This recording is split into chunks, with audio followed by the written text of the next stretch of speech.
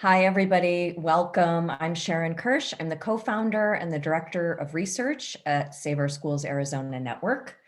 And one of the things we love to do at Save Our Schools Arizona is work hard to understand why our public schools are facing such a dire crisis, even before the pandemic, and why anyone would want to dismantle our country's most cherished institution of public education, a cornerstone of American democracy.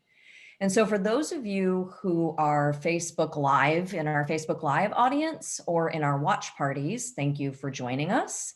And feel free to post comments in the feed or the comment box, and we'll do our best to get to them.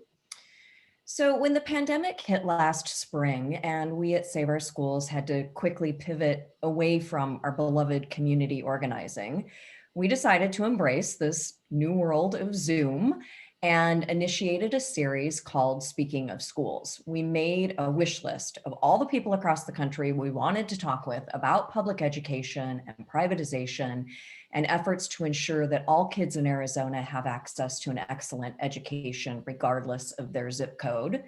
And we were thrilled when everyone we asked said yes, and we had fabulous conversations about community organizing and equity, about the teacher crisis, about the role of business in education in Arizona, about Indigenous student access and equity in Arizona, about national voucher legislation. And today we get to check off another couple of names off our wish list for the final installment of this year's Speaking of Schools series. So I am so happy to introduce you to education historian Jack Schneider and journalist Jennifer Berkshire. They are co-authors of this book right here, A Wolf at the Schoolhouse Door, The Dismantling of Public Education and the Future of School. You can see it there.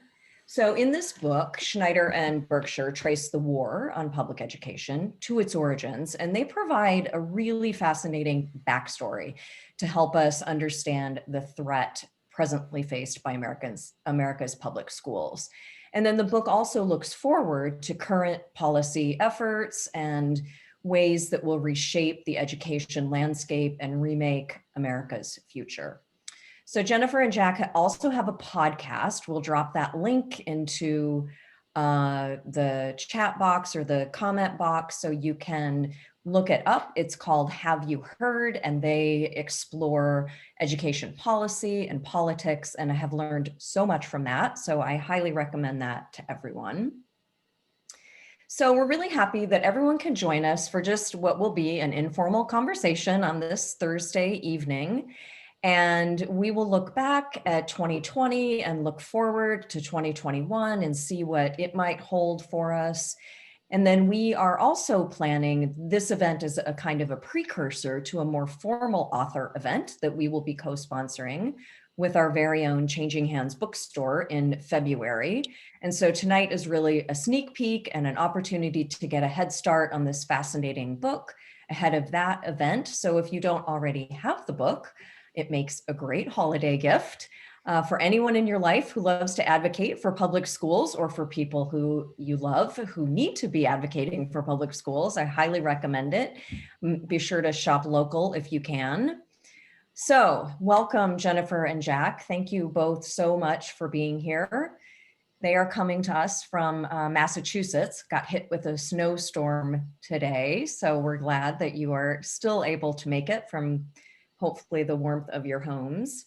So I wanted to start with kind of a general question, I think for both of you, just by way of introduction. And we live in a world where there are so many issues and causes and crises that deserve our time and attention and support. So to start off tonight, could each of you just talk a little briefly about why public education out of all of the things that you could choose to focus on? Why is public education your primary focus, or at least enough to write a book about it? So Jennifer, you want to start? Oh, sure.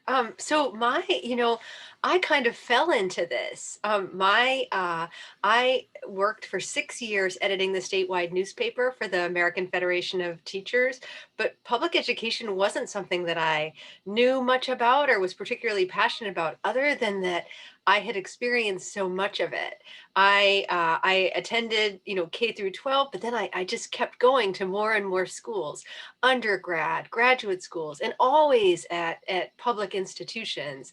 So my first love was actually labor organizing. I fell in love with the idea of solidarity.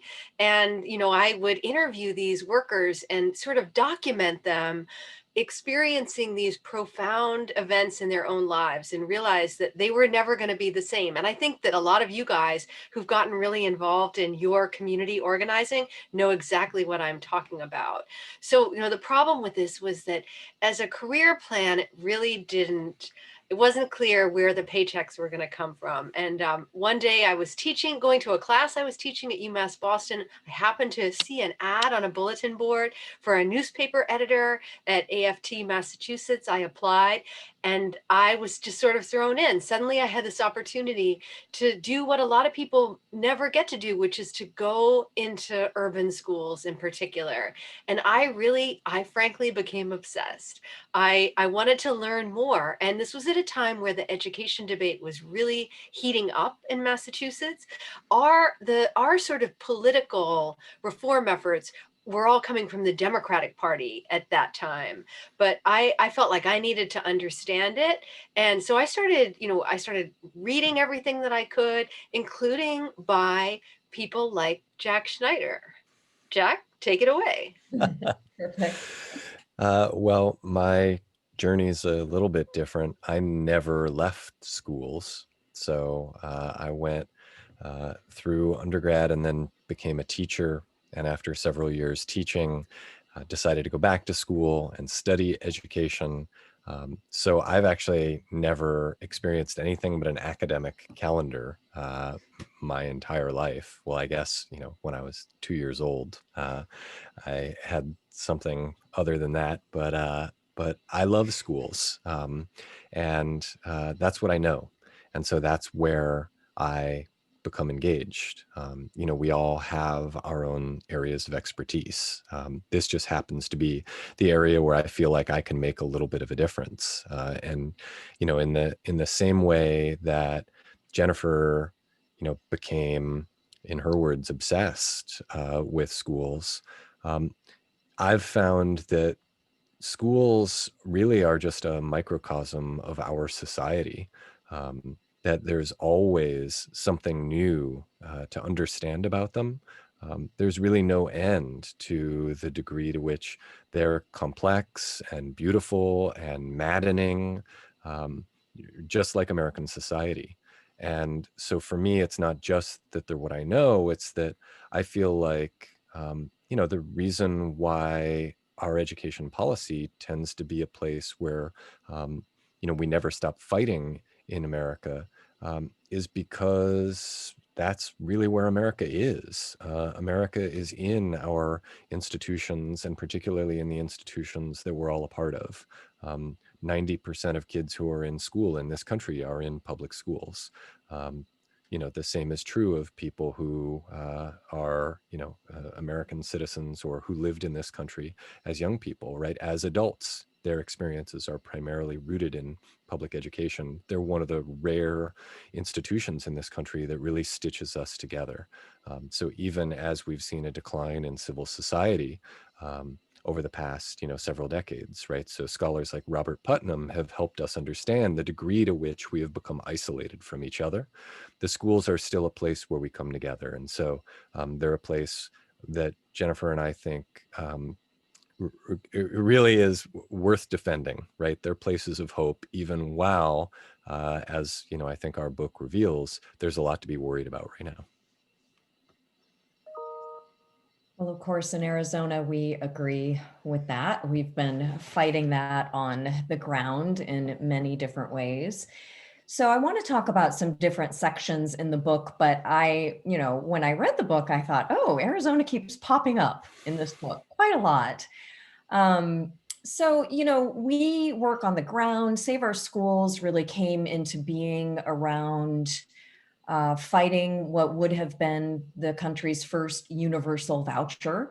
Empowerment scholarship accounts. Our legislature tried to expand them universally after starting as a very small program. And then every year it just kept growing and growing and growing until finally they tried to expand universally. And those of us at Save Our Schools just really at that point couldn't understand, because we didn't know all the backstory that you guys talk about, but we couldn't, in your book, we couldn't quite understand why the legislature would expand this program that was already costing tens of millions of dollars when we knew that our kids' teachers didn't even have printer paper, by February because they'd run out of money to buy basic supplies. And so to try to pass universal vouchers and increase that program just didn't make sense. And we got mad and referred that bill to the ballot in 2018, and that was Prop 305. And then through that process, we and our volunteers all across the state have really educated ourselves in trying to understand why would people do that. And so I'm curious that you guys have a kind of bird's eye perspective on the issue, but also on Arizona. So talk a little bit about how Arizona is perceived by those by you all who are not sort of on the ground in this state. It's funny because when people have asked us to talk about the origin story of the book, I will often talk about Michigan, and that, I started going there regularly once DeVos was nominated to be Secretary of Education. And that, what I saw there was really like a 3-decade long plan to weaken public education en route to undermining the Democratic Party. But it was fairly like you really had to kind of dig to make your way to this big picture. And I think a big part of the reason why Arizona figures so prominently in our book is that the dismantling is really happening out in the open. And I think about like during your last legislative session, when there they are, right? And the new proposal is about letting Native American students use their vouchers out of state. Right. And so if you are going to if you like rule number one, if your plan is to take over the world, maybe don't go around telling everybody that's your plan. And it felt so obvious. Like everyone there knew, from the presence of all the national organizations to the Republican legislators who are, kind of like basically letting it slip that, well, this is our plan is to continue to expand this. And the goal would ultimately be that any kid in Arizona who gets a voucher will be able to use it out of state. And so there's no denying that there's this bigger picture. And, just like in Michigan, it's always about education policy, but you realize pretty quickly it's not just about education policy. And I bet Jack is really the one who, I had been following what was going on in Arizona from the perspective of your group. And, I had met some of you. And so I knew about the ballot initiative and all the different groups that were swirling around. But Jack was really the one who tells the story in the book about the legacy of Barry Goldwater and how much of what's happening today around the country really is this original Arizona story. Yeah, when people think of Arizona, I think, this is folks from outside of the state. I think they think of it as a place that still carries Goldwater's imprint, right? They think of the Sun Belt as being a place that continues to be shaped by this new brand of conservatism that is different from the sort of patrician East Coast conservatism of, say, the Bushes, though obviously George W. Bush restyled himself as a Texan.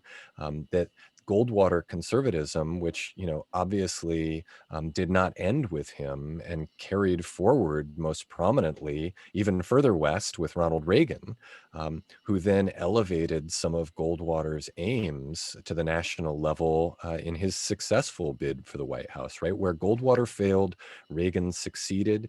And what we can see is that there's a through line here, right? From Barry Goldwater's defeat to Lyndon Johnson, where these young conservatives, these young, right-leaning, libertarian-oriented conservatives who had a new vision for what conservatism would be, began building institutions. Right, they got to work in the same way that your organization got to work and began organizing people and building structures that would enable them to not just sit around and talk and complain, but actually take action and build power, right? So they did the same thing in terms of building these organizations and institutions, places like Cato or American Enterprise, Hoover, right?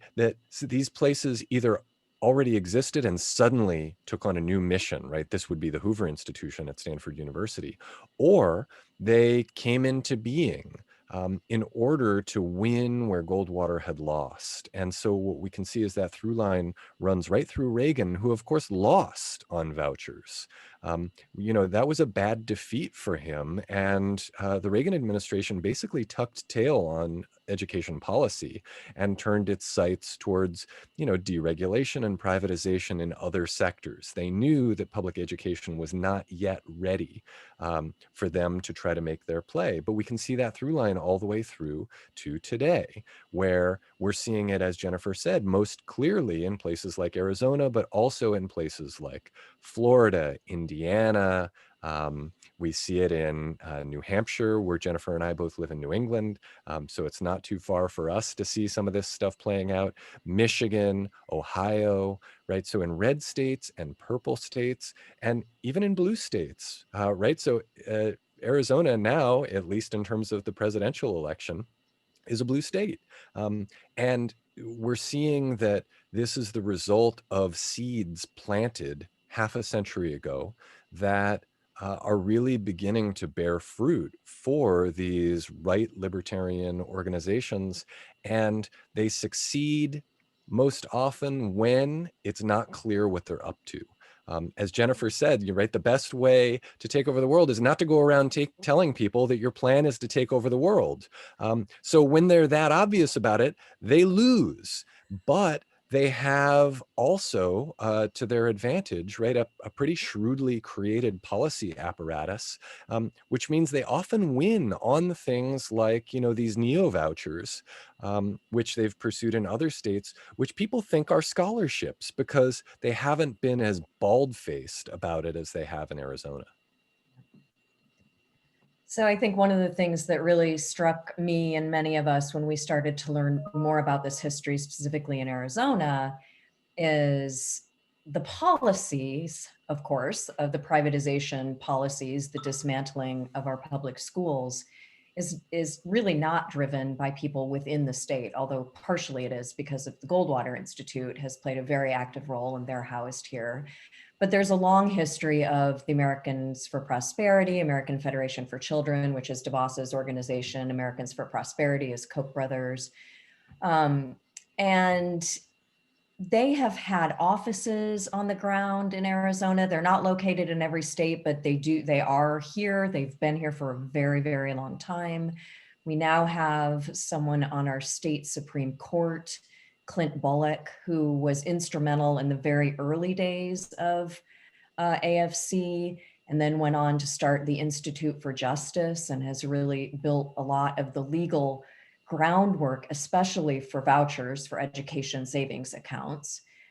So they're just such deep roots. And when you start to kind of pull the thread in Arizona, you realize, oh my gosh, like so much of this stuff has such deep roots in our state. And it's really being pushed, not by the people of Arizona, because 90% of us go to public schools. We all know teachers who teach in public schools. Any poll that's been done shows wide support for public education. We just passed a new proposition, Prop 208, to bring more money into our public schools. People, raising taxes, like people support public schools in Arizona, but the policies don't reflect that.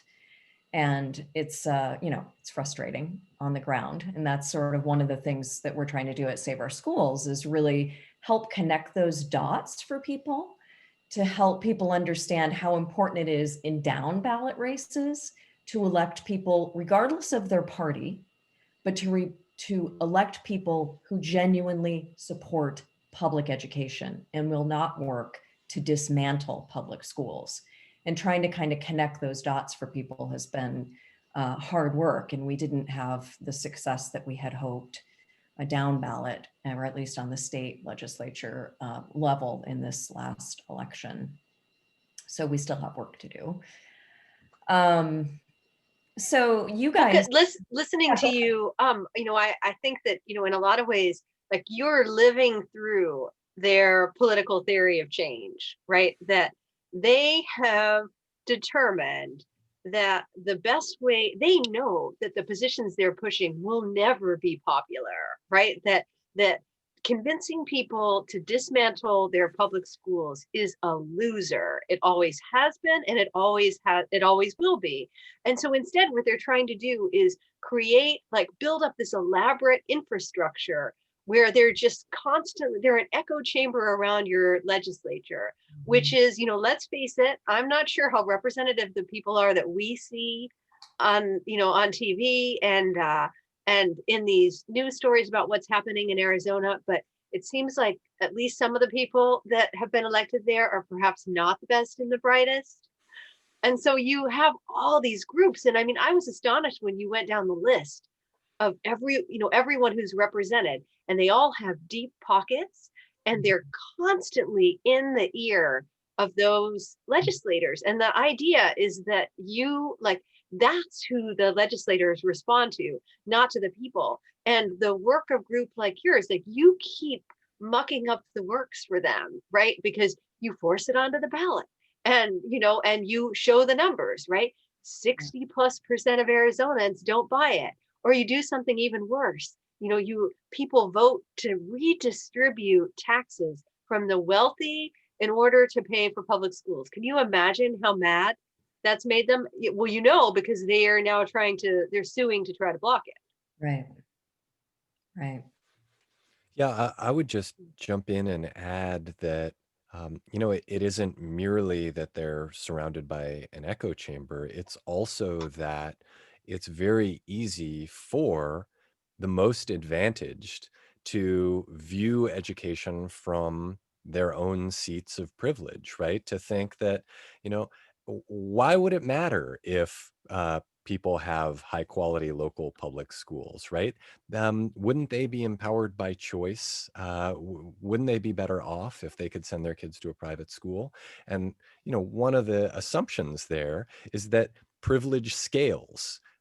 And of course, privilege doesn't scale, right? So there's only so much of that to go around. And if we think just about private schools, for instance, and why private schools have the kinds of sterling reputations they often do, it has far more to do with exclusivity than it does with, pedagogy or curriculum.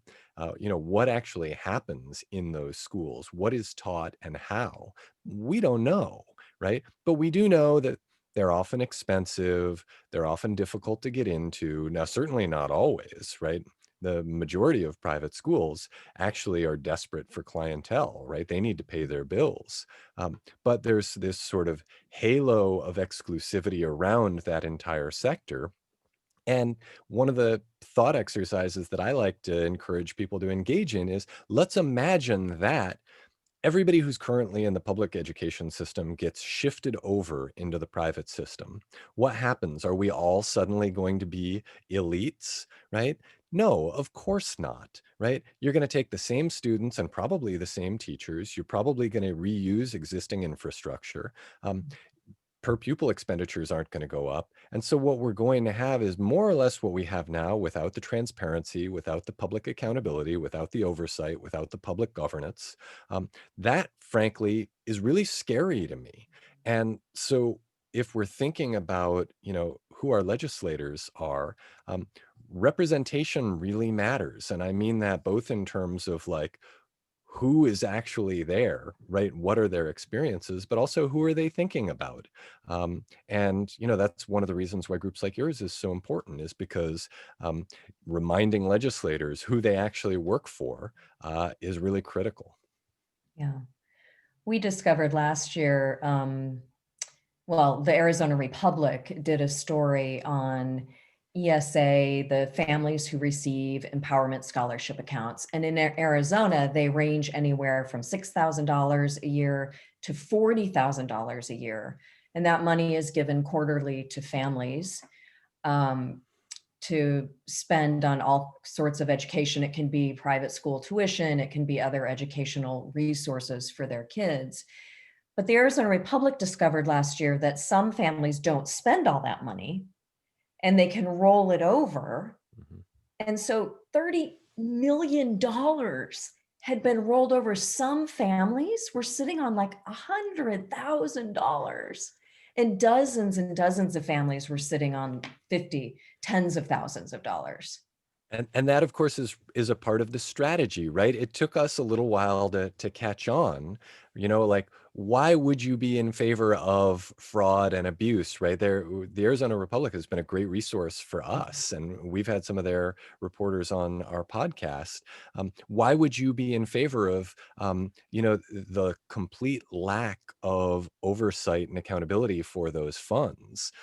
This is true in other states as well, where those intent on dismantling public education have made it possible for funds to flow out of the public education system into other people's pockets. Mhm. Why would you be in favor of that? It's because they are less concerned about where the money goes than they are about where it's coming from. So as long as you can pull resources out of the public schools, you weaken them as institutions, right? And there's eventually a tipping point. And one of the things that Jennifer keeps reminding people about on Twitter is that tipping point is actually going to be brought along, hastened along a lot more quickly because of the budget shortfalls due to the pandemic. The tipping point will be when people say, I'm committed to public education, but I'm not sure the schools are well funded enough to be able to operate at the level I want them to operate. And that's a part of the end game here, right? If you can siphon the resources out of the public education system,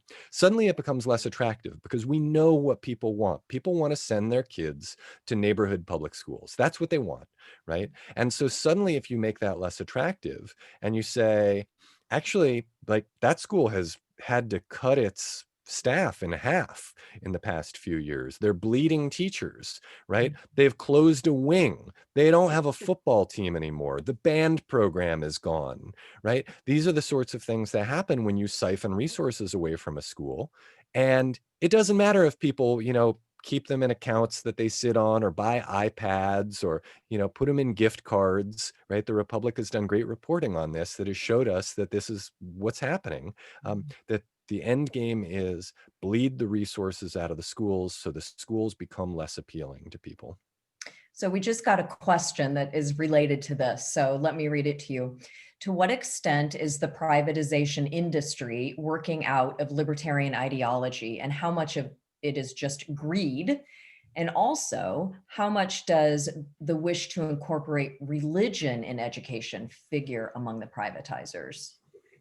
I'll start us off, and then Jack, you can take the second part, since that actually is related to the podcast we just put out today. So for the 100th episode of our podcast, we did an interview with a friend of Arizona Save Our Schools, Charles Seiler, who used to work as a lobbyist and PR person for the Goldwater Institute. And he and I have become friends, and he is just an invaluable resource. So whenever I have a question, like the one that Kathy is posing, I'll email Charles, and and then we'll chat about it. So I'm just going to channel him. And he really got us thinking about sort of, the reason why, if you listen to a Betsy Devos, they seem to hold up higher ed as a model, right? That while the rest of us are warning about crippling levels of debt and rising tuition, they seem to view it as a model. And the reason for that is that it does, in its own way, it does function as a market, right? That as the individual burden of paying for college is on you. And it's up to you to put a value on that, right? And then you borrow the money, and then you have to spend the whole rest of your life paying that money back. And all the way along through all those different transactions,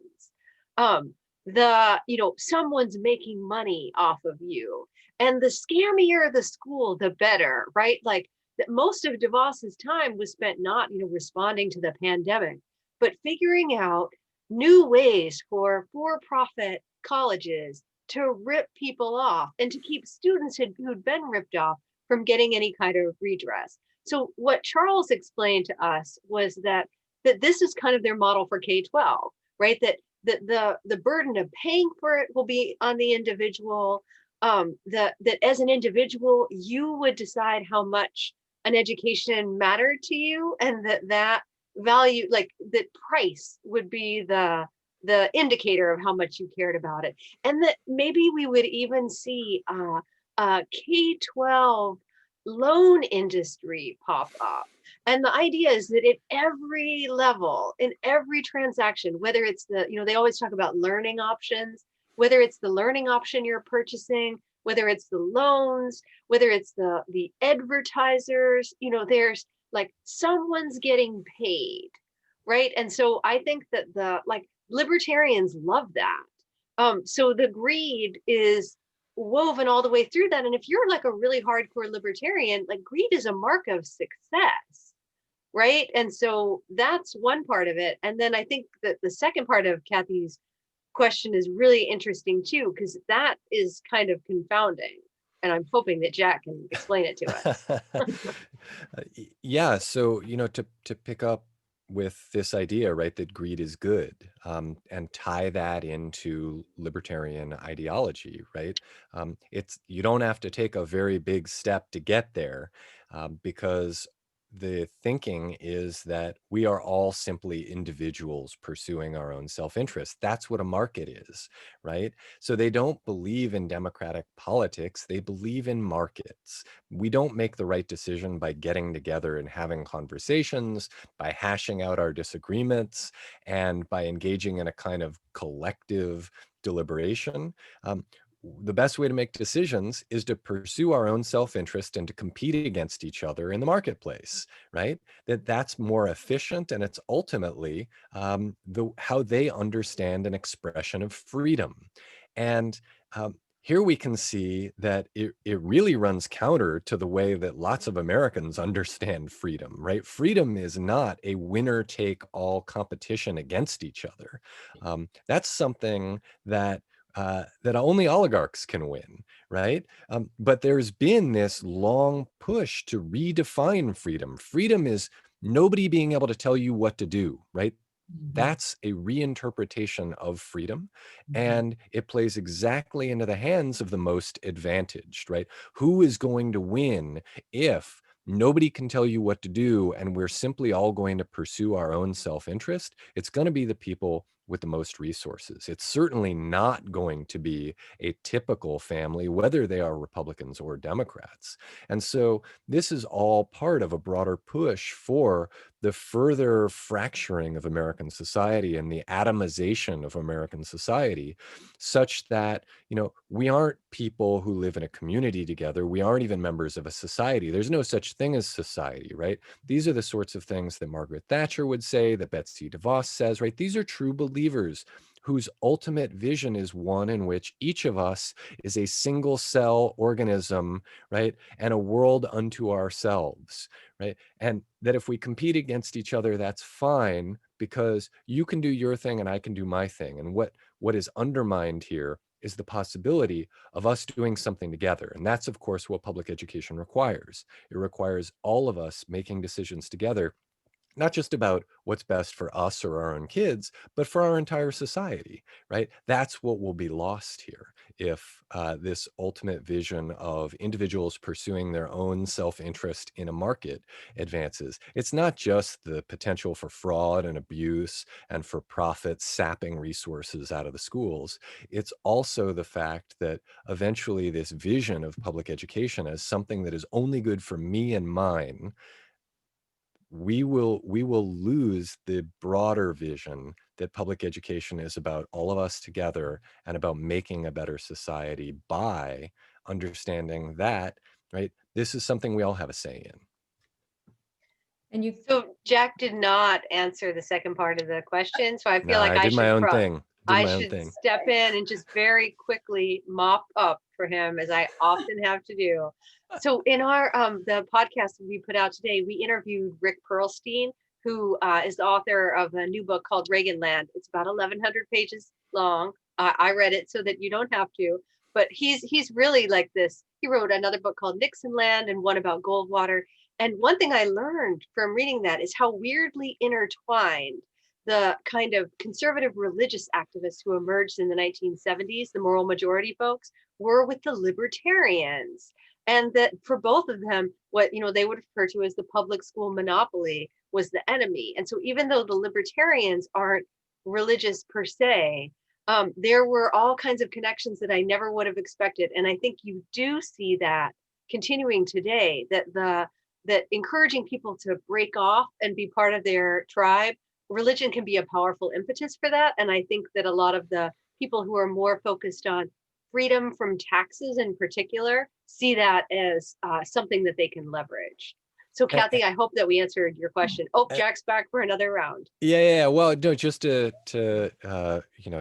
hang on the rim for a second here. I think that it's important to recognize that there is a natural alliance here between actors who are actually in pursuit of slightly different aims. So those who are intent on, bringing religion into the schools are not necessarily after the same things that, let's say, the sort of hard right libertarian element is interested in.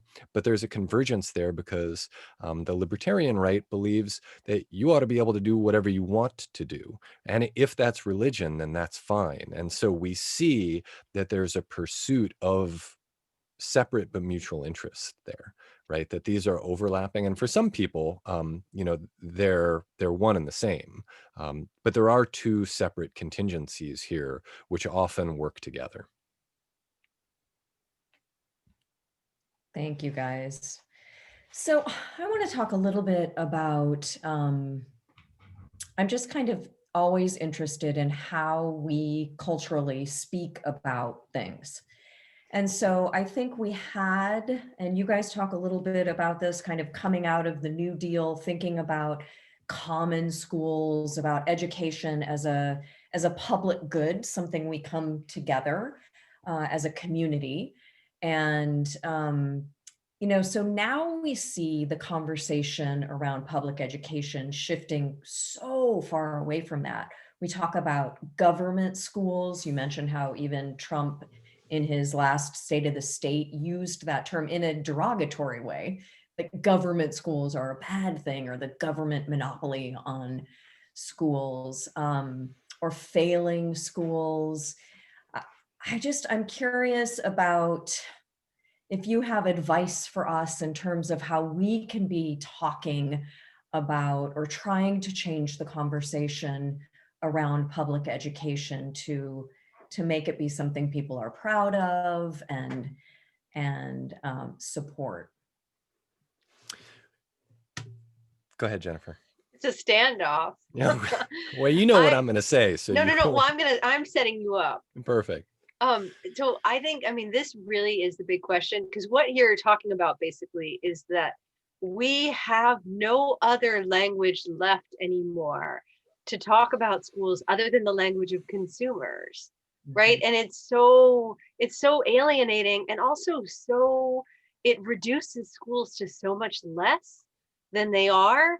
And so all of us are in search of some other language that really resonates with people. And you guys, I think, are further along than a lot of places, right? Like you figured out a way to, you got people to go out and vote against, Prop 305. So you clearly tapped into something. And I think the challenge, is you sort of put your finger on, is that the language of the public good is so, that concept is so eroded for us, that when we talk in those terms, we sound like we're, like old timey, right? Like who talks that way anymore? So then what else can we use? What are some other ways that we have to talk about public schools? And I think that the saving grace here is that in a lot of ways that consumer language doesn't resonate with people, right? That the language of shopping for schools and the language of high performing schools that defines a good school or on the bad school solely on the basis of test scores.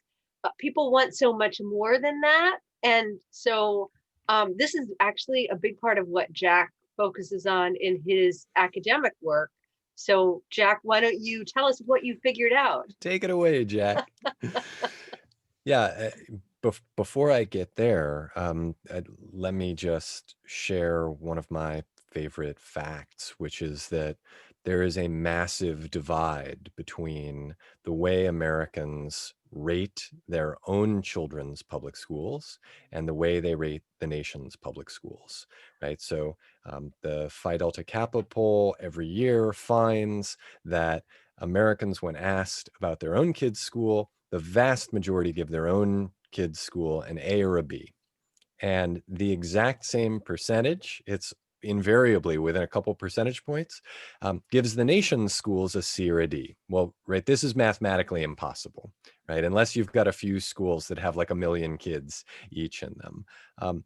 That we in fact know very little about the 98,000 public schools we don't send our kids to, or the 13,000 school districts that our kids are not enrolled in.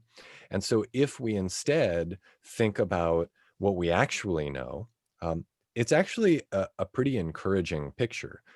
Now, are there things that we would complain about the schools, where we teach, if we are educators, or where our kids are enrolled, if we are parents, or the schools in our neighborhoods, if we're just engaged community members? Of course there are, right? Because we care. So there are always going to be things that we would complain about. But that's not a sign that the schools are failing. Instead, we've been sold this rhetoric over the past several decades that happens to be really convenient if your aim is to engage in highly disruptive policy activity, right? What often passes for reform, but which is often something other than reform. It's an effort to remake the system in a way that people wouldn't stand for if they were thinking from the same perspective they take when they're thinking about their own local neighborhood schools. So that's one point. And then the other is, about what Jennifer referred to as, right, this consumer mentality. The thing I try to remind people is that, and it doesn't actually take much to remind them, right? A few questions and we get there, right? What do good schools do, right? Mhm. Name some things. Uh, Pretty soon people are beginning to remember, oh, right, that schools are complex ecosystems, right? They are not the sort of thing that can be rated with 5 stars like a product on Amazon, right? It's not like milk, as Jeb Bush has famously used as a comparison, or like food trucks, as Betsy DeVos has famously used as a comparison, right? That schools are much more like landscapes, like national parks, right? And because they are these complex ecosystems, if we look at them with a narrow gaze, with the consumerist mentality and the belief that all they do is help my kid get ahead, then it's possible to say, well, maybe the schools are failing, right? Because I know a lot of people who go to school who don't get ahead in this world. But of course, that's actually not the purpose of schools. Schools are places that do lots of things, and they do help some people get ahead, right? But there are also lots of other ways to help people get ahead, like providing them with healthcare or giving parents childcare so that they can return to work and so that their kids can have high quality early childhood care, making sure that the unemployed are able to continue to pay their bills, right? There are things we can do to help people get ahead in this country. And let's not lose sight of the fact that schools are for so much more in addition to helping people succeed economically, right? The reason why we set our sights so high, those of us who do, is often because we had teachers who taught us to do that, right? Who taught us to look up out of our neighborhoods and see a bigger world, who taught us to stop reading only the things that we're reading, that we bring to school, and to read other things as well, to appreciate the art that we see in our own neighborhoods, but also the art that other people do, right? To listen to music and to make music, right? It's about this expansion of the self, right? The embracing of a full human potential. And if you talk about it that way, you couldn't even measure whether the schools are succeeding or failing because it's too complicated. You have to return to your own experience, and our own experiences are pretty positive. Jack, that was wonderful. Oh, thank you, Jennifer. Yeah. No, it really was. I'm gratified to hear that because we are continuing in the 2021, the Speaking of Schools series. So in January, we're doing a Speaking of Arizona Schools, and some of the topics are going to be just that, like what makes education excellent? What does a fully funded school look like?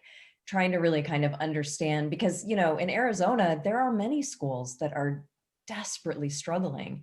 But in spite of that, it is amazing what our teachers do with so little, with such huge classes and so little resources. And so there's so much to celebrate and be proud of. And so trying to get that part of the conversation heard, I think, is really, really important.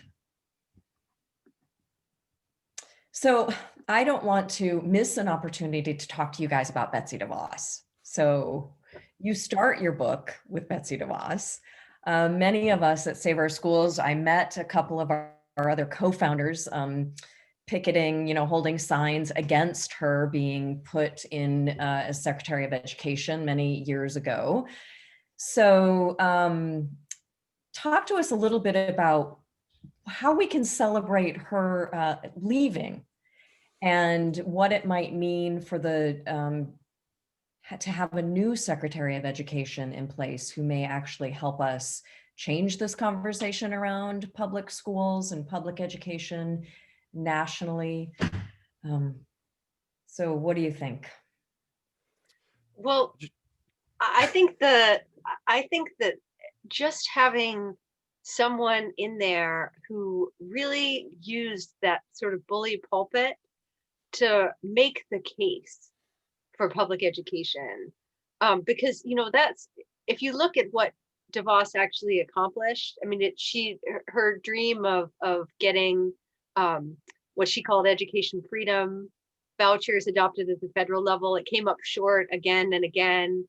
I saw there was an Ed Week reflection on her legacy today, and the writer mentioned that the thing that people complained about again and again was that she just has showed no leadership during the pandemic whatsoever, right? Think of like just a little concern on her part about helping schools reopen safely would have gone a long way. So if the next person to come in could use that bully pulpit to speak up for public schools, and no matter where they are, right? So it wasn't just DeVos who used every opportunity to trash public schools, and as her tenure went along, if you read her later speeches, some of them were frankly kind of unhinged. Yeah. Right? That you really, it was sort of like, Betsy, you're still in office, like we can hear you, right? But even before that, you think about the way that Arnie Duncan talked about schools and how his tone, he had this chiding tone, whether he was talking about school, the new normal, and how schools would have to learn to do more with less after the recession. When there was backlash against standardized testing, he sort of turned on suburban parents and said, they were just invested in thinking their kids were smarter than they actually were.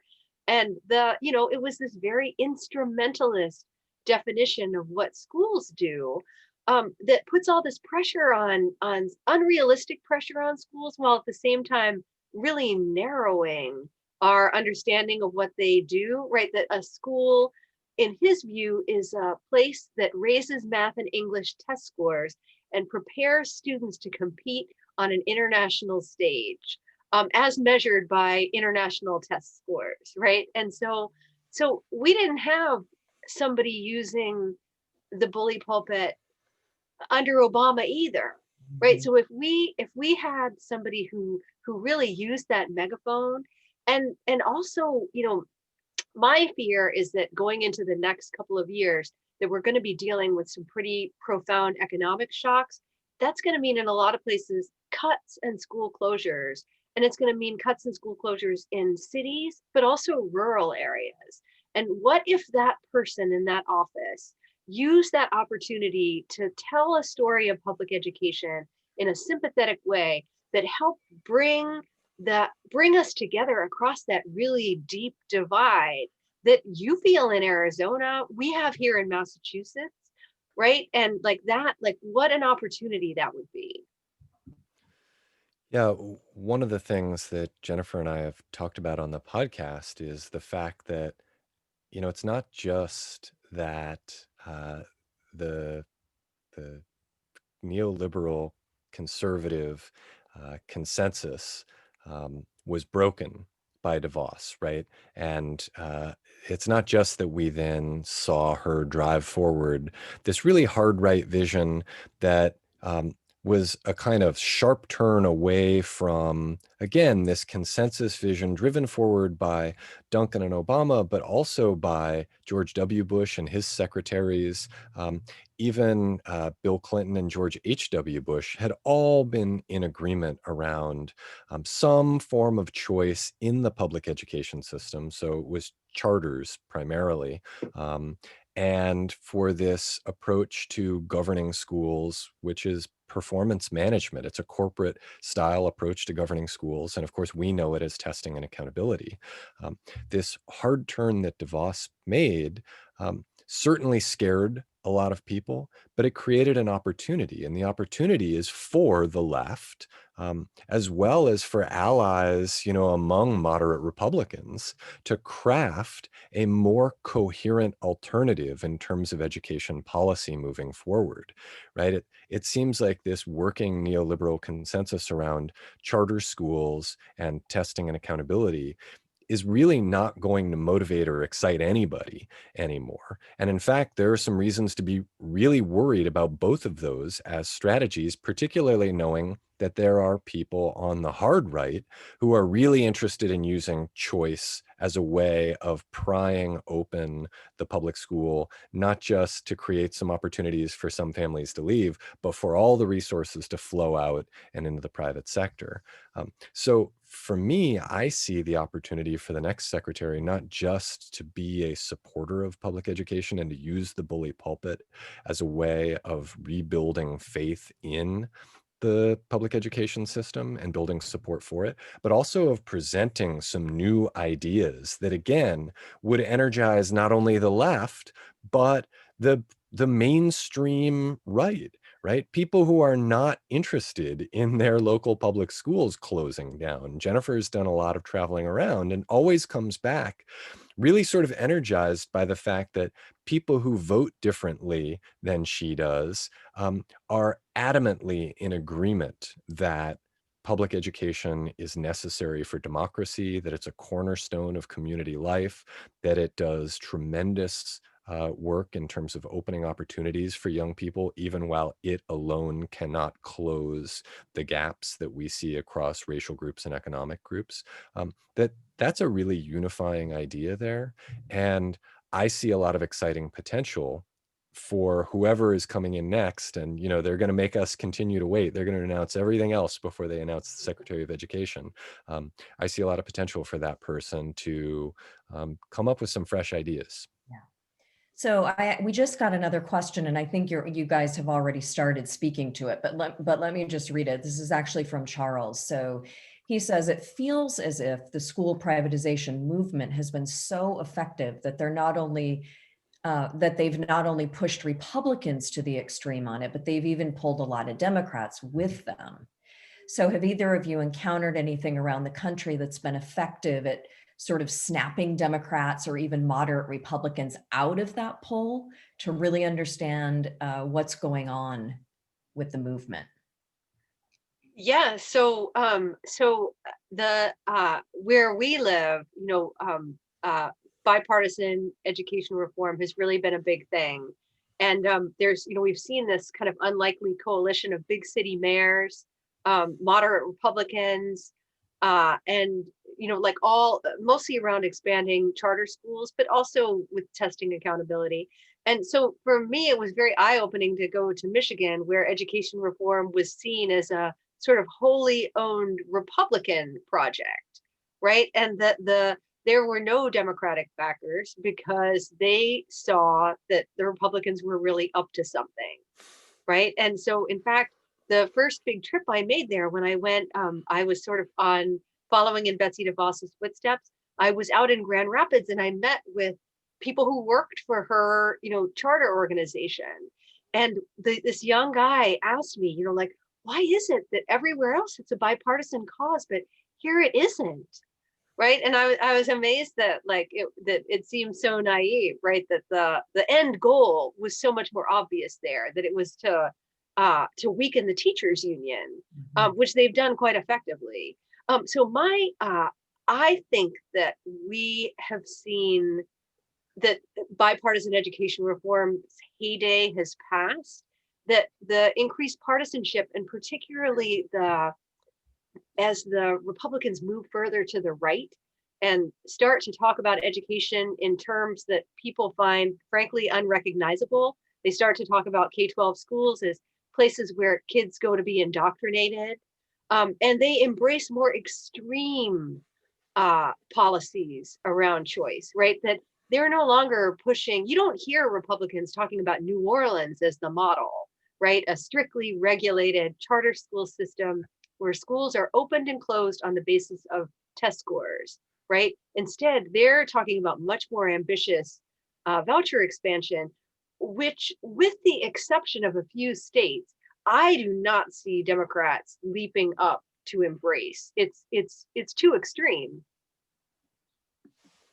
Yep, very little to add here, other than that, you know, Democrats like Cory Booker certainly did get pulled along, and we've actually seen that that ended up limiting his opportunities, right?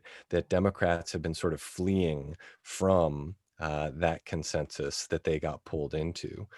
So again, I see some potential here for the left to craft a vision of, supporting public education through some of the things they actually abandoned in flocking to this consensus, right? So historic support for teachers and their unions, which the left really moved away from, the center left. So we saw Arne Duncan and Barack Obama relentlessly going after the teachers' unions, right? Educators are still beloved in America, in Arizona and in other states.